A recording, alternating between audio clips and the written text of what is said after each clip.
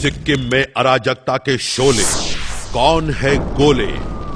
प्रेम सिंह तमंग उर्फ प्रेम सिंह गोले, ये नाम सिक्किम की सियासत में इन दिनों खासी चर्चा में है। किसी अच्छे काम के लिए नहीं, बल्कि अपने कुख्यात किरदार के लिए। गोले सिक्किम विधानसभा में नेता विपक्ष है।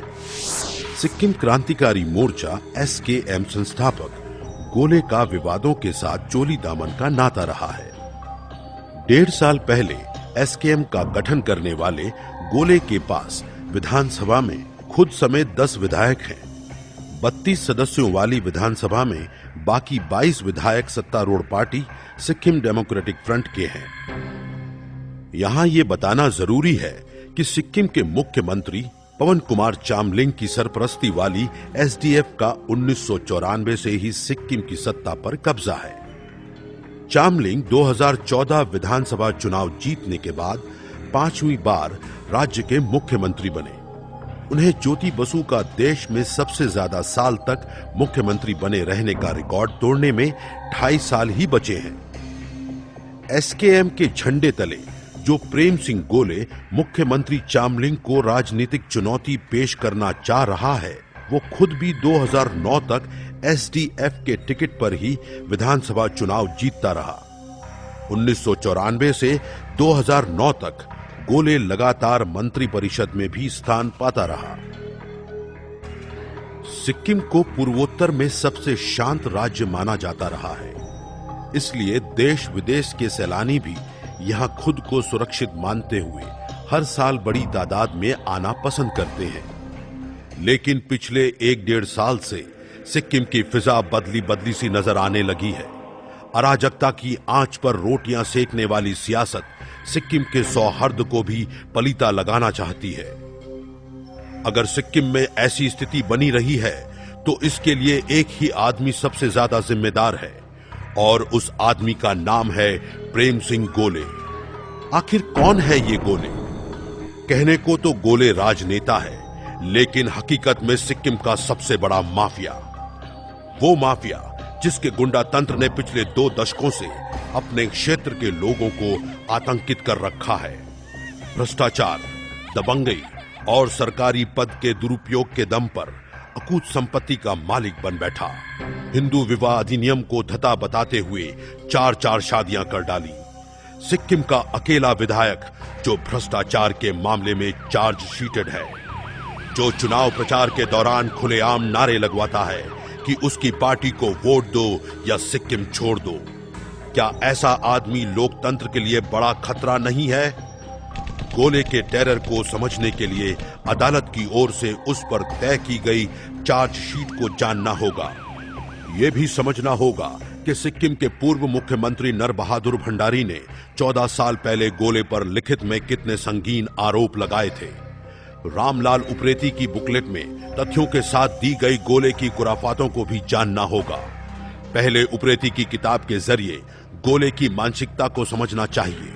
उप्रेती के जुटाए तथ्यों के मुताबिक गोले का जन्म पश्चिमी सिक्किम की सिंगलिंग ग्राम पंचायत में कालू सिंह तमंग के घर पर हुआ। गोले की मां का परिवार लेप्चा बस्ती दार्जिलिंग से था। गोले की शुरुआती परवरिश ननिहाल में हुई। गोले किशोर वय में पहली बार सिक्किम आया तो पिता जिस स्कूल में केयरटेकर थे, उसी स्कूल की 58,000 रुपए की नकदी पर हाथ साफ कर दिया। स्कूल की चाबी गोले के पिता के पास रहती थी। गोले ने उसी चाबी को पिता की नजर से बचाकर यह कारनामा कर दिखाया। बेटे की इस करतूत से पिता को सबकी नजरों में शर्मिंदा होना पड़ा। चोरी की इस वारदात से गोले की दूसरों के हक पर डाका डालने की मानसिकता साफ झलकती है। बिना कुछ किए पराया माल हड़पने के इस सिद्धांत को गोले ने पिछले 20 सालों से अपनी राजनीति का भी केंद्र बनाया हुआ है।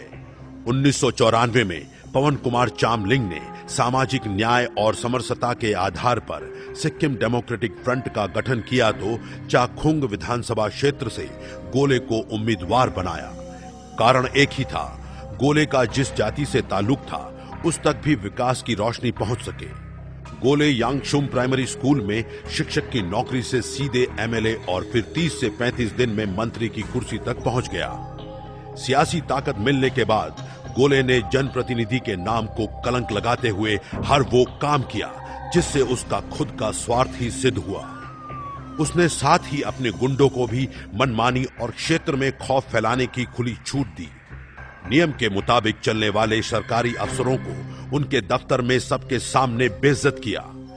गोले के भ्रष्ट आचरण, हत्यारी सोच और निरंकुश व्यवहार को पूर्व मुख्यमंत्री नर बहादुर भंडारी की 14 साल पूर्व की गई शिकायतों के आलोक में भी समझना चाहिए।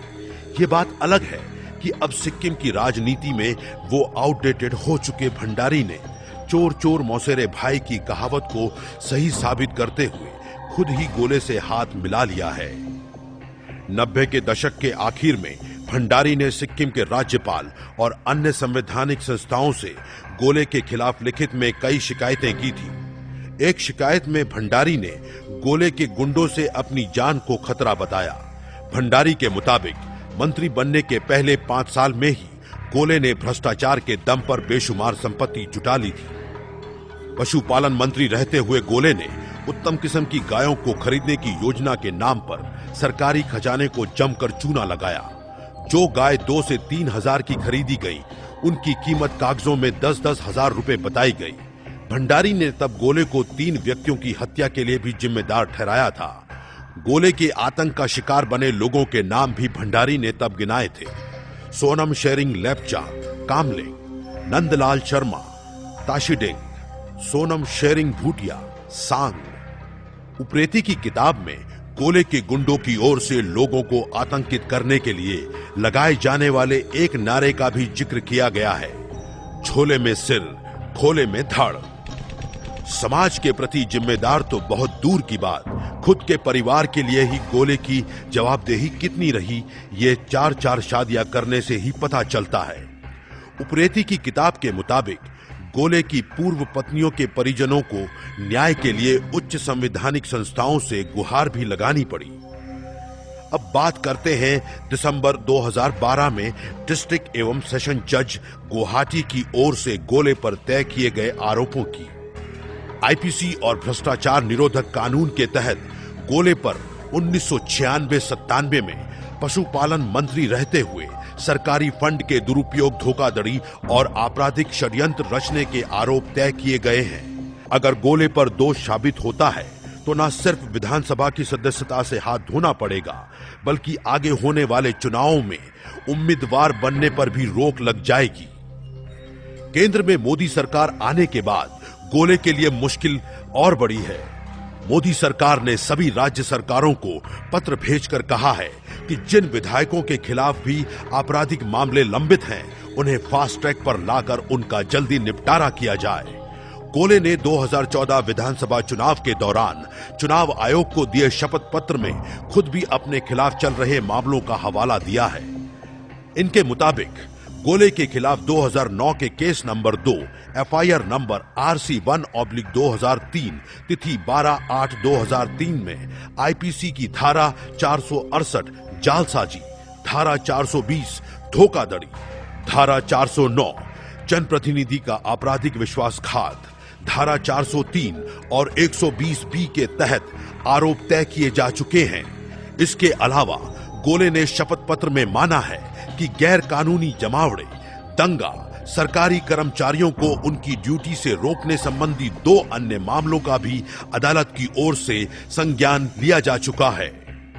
एसडीएफ ने गोले की पार्टी एसकेएम पर 2014 विधानसभा चुनाव से पहले एसडीएफ के 2 कार्यकर्ताओं की हत्या का आरोप भी लगाया।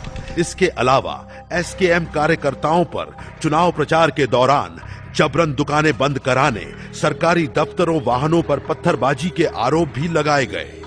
ये सर्वविदित है कि गोले ने स्नातक की पढ़ाई दार्जिलिंग में की। आरोपों के मुताबिक गोले ने कालिम्पोंग, दार्जिलिंग और दूसरे क्षेत्रों से अपने समर्थकों को सिक्किम में लाकर गुंडा राज कायम किया।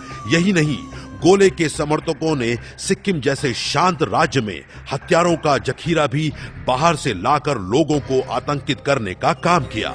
मुख्यमंत्री चामलिंग ने चुनाव प्रचार के दौरान कहा था कि गोले सिक्किम को दार्जिलिंग से मिलाने के अपने गुप्त एजेंडे के तहत सिक्किम के लोगों को आतंकित कर रहा है। गोले की साजिश है कि अपने गुंडों से दबाव डालकर स्थानीय लोगों की जमीन, बाहरी लोगों को बिकवा दी जाए। गोले का नारा बेशक परिवर्तन है, लेकिन उसका रास्ता हिंसा और अलगाववाद से विनाश का है। गोले का एक तरफ यह असली किरदार है, तो दूसरी ओर राष्ट्रीय स्तर पर अपनी पहचान बनाने के लिए बीजेपी से हाथ मिलाने के लिए खूब हाथ पैर मार रहा है। गोले की कोशिश है कि या तो उसकी पार्टी का बीजेपी में विलय हो जाए या उसे एनडीए में शामिल कर लिया जाए। इसी के तहत गोले ने एसकेएम के 9 अन्य विधायकों के साथ पिछले दिनों दिल्ली में बीजेपी अध्यक्ष अमित शाह से मुलाकात की। सिक्किम की रंगांग यंगांग सीट के लिए हो रहे उपचुनाव में अपनी पार्टी की ओर से बीजेपी उम्मीदवार को समर्थन देने का ऐलान भी कर दिया। लेकिन दीवार पर लिखी इबारत को हर कोई पढ़ सकता है। यही वजह है कि गोले की तमाम मशक्कत के बावजूद बीजेपी उसे कोई भाव नहीं दे रही। गोले की यह भूल है कि वह अपनी अराजक और गुंडई राजनीति के दम पर कभी सिक्किम की सत्ता को अपने हाथ में कर लेगा। सिक्किम की जनता देश विदेश को प्रेम और शांति का संदेश देती है। वो जानती है कि कौन उसे विनाश दे सकता है और कौन विकास।